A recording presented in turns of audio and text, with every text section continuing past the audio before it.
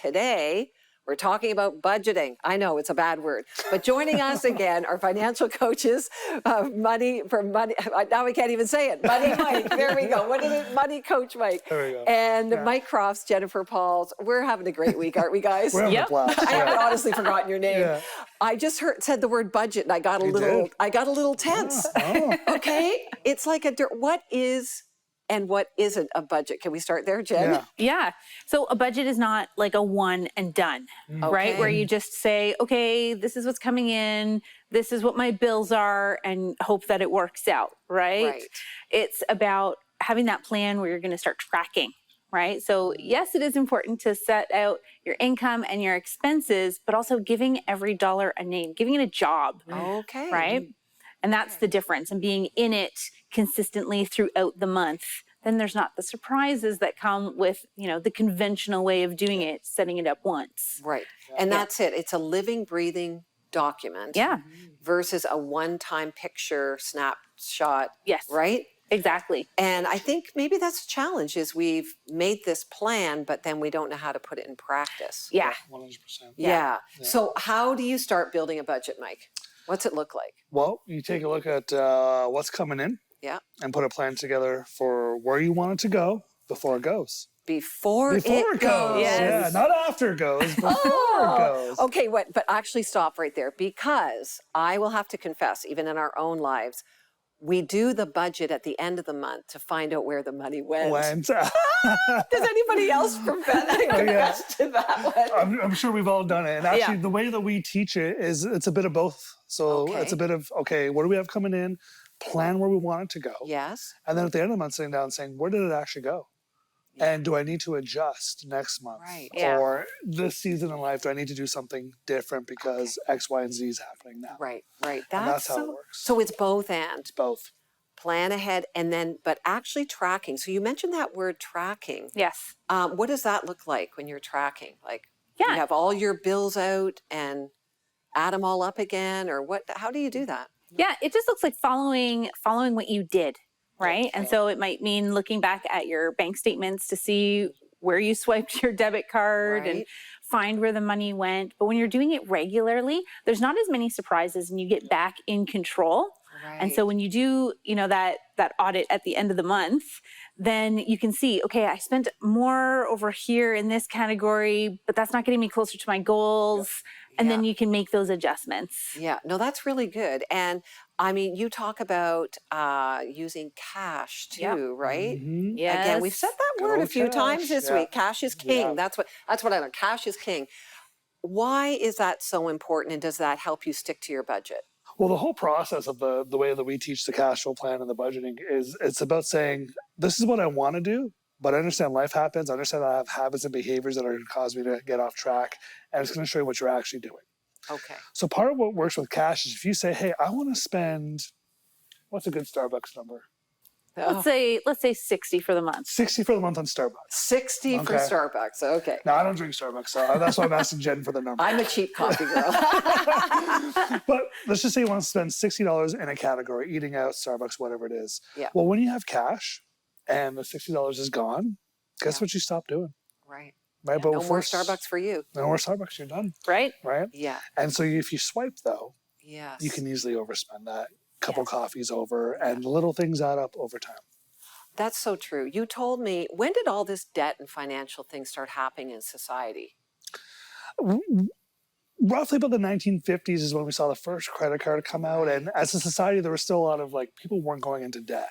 Right. And so they had to get better at marketing it. Yes. And doing some things, and the points and perks eventually came on, and all of a sudden people were hooked. Right. And then we are into what we are today with credit cards everywhere, and it's a huge billion-dollar industry. But roughly in the last generation or so. For sure. Give or take, For sure. I wonder other societies haven't faced this challenge in the way that we are, right? Yeah, not all. Not all. Yeah. What are challenges that people have in keeping their budget, Jen? What are some of the classic things? The classic excuses is I can't do it because I have a variable income. Yes. Right? Variable or inconsistent income. Yeah. I'm too busy. I don't have time. That's the classic excuse. Yeah. Right? Or it's too hard. Yeah. Or I'm not good with numbers. It's too difficult. Yeah. So they'll use all these excuses to not do it. Yeah. But really, we have to speak a truth and to be like, I do have time. Did I have time to scroll social media today? Right. Then I did have time to do my budget, right? Yeah. So flipping that script and putting it into a more positive light rather than having that straitjacket feeling of a budget. It's like, no, this is me empowering my money and managing those gifts that God has blessed me with well. Yeah. No, that's so good. I think fear is underneath a lot of this, isn't it? Yeah. Oh, yes. And maybe I don't feel that I'm qualified enough. I'm good enough. Right. Yeah, all that. Or even that I want what I want. Mm-hmm. Yep. And that, good old fruit of the spirit, self-control needs to start growing in our life. And Jen, I want to go back to what you mentioned as sort of the 3 primary challenges or excuses people make. Sure. So I don't have time, I have a variable income, or I don't understand finances. What do you say to the person who says they don't have time? I would ask them to look at what they're actually spending their time on, right? Social media, TV, whatever time waster is in their day. And even if it's someone that has a busy day or a demanding job, where can you carve out the time and schedule it on your calendar as this is important? And when you do the cash flow plan or the budget correctly and you do it well, over time, it takes less time. Your first one might take you an hour to set it up. Because you don't know it. Because you don't know it, right? But at this point now, I've been doing it for over 15 years. It takes me 5 minutes to set it up and about 5 minutes a day to maintain it. Right. To check in with yourself. Exactly. Right? Yeah, that's so good. What about the person who says they're on a variable income? I mean, to me, that seems kind of a valid challenge. Sure. Yeah.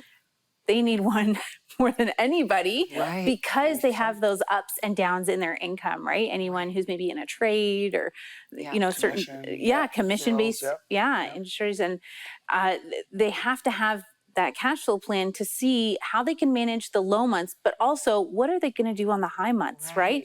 Is there more to set aside for savings for those low months, right? To be able to cover the bills when things are low, but then also when things are at their lower times, that they have enough and that that's not the month that they go and book a cruise, right? Right. So, no, really good. And I'm not very good at money. Like, I think there's a lot of fear, right? Yeah, Around, no one is. We aren't born good money managers. No. Right? Like, you're not born better than me. I'm not born. We learn it. It's a learned skill. Yeah. And so I say to those, anyone can learn it. Right. If you're willing to put the time in. And like you said, it does take a little bit of time. Yeah. Usually we say 2 to 3 months. 3 to 6 to really get it down like really well. Because remember, the way we do it, you're looking at your habits and behaviors. Right. And that's what it's showing you is what your habits and behaviors are. So we find usually that 3 to 6 month mark, people get it. Yeah. It makes sense. It becomes a part of who they are and what they're doing, and then it sets them up for success. Yeah. What's the biggest thing that breaks these habits or behaviors? What changes that you've seen maybe in people's lives that, break these unhealthy habits? Cash. Okay. Cash is big. Going back to cash is a big one in the beginning. Yeah. Because we do tend to overspend, and when we're, again, Visa or whatever you're using, you don't tend to see it till the end of the month. Yeah. And like, oh shoot, I missed that. Right. Do you tell people to cut up their credit cards? Sometimes if it's necessary, like if it's the thing causing the fall back again and again and again, it's like get rid of it. Yeah. Build some discipline, and then you can always consider getting it back if you really love or feel like you need it. Right. I love your 5-day Find More Money challenge. And I love the fact that there is money there. You just need to look for it.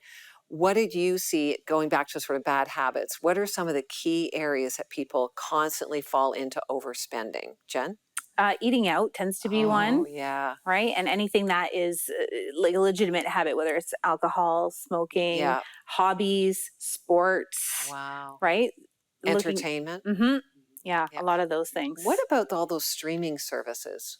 What's your opinion on I mean, I enjoy them, but within moderation. Yes. But also we've had the odd client who has found that they are overcharged, where they're double, even triple charged for the same service, but they didn't realize it because they weren't following a cash flow plan. Right. Yeah. So you're finding money, because I even found myself all of a sudden like, how many of these things have we signed up for? Yeah. How many do you need? Which ones do you actually use? What do you actually use? Yeah. I think that became, we actually stopped one of them. I won't say which one it was, but we just thought, we're not even watching this one. Yeah. Right? That's really good. Is there any story that you want to share with us? Someone that you've seen, the budget, They came through big time. Yeah, there was Darcy and Jason. Classic scenario, Yeah. like 40, 50K in debt.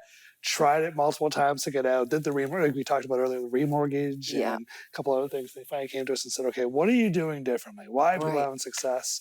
And they started doing the cash flow plan and worked it. I think it took them 24 months, maybe a little bit longer to get debt free. Wow. Now they're investing in growing wealth like we talked about. Yeah. Yeah. And the cash flow plan was the thing that kept them disciplined, kept them focused, and kept them intentional.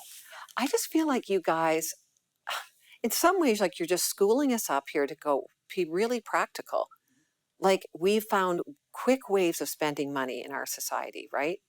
Credit cards, debit cards, whatever. But to pull us back to cash makes money kind of tangible and real, right? Yeah. What tools do you offer then to help people with budgeting? Like, what does it look like, Jen? Yeah. So we've got the cash flow plan tools, and is this all online? All online. Yep.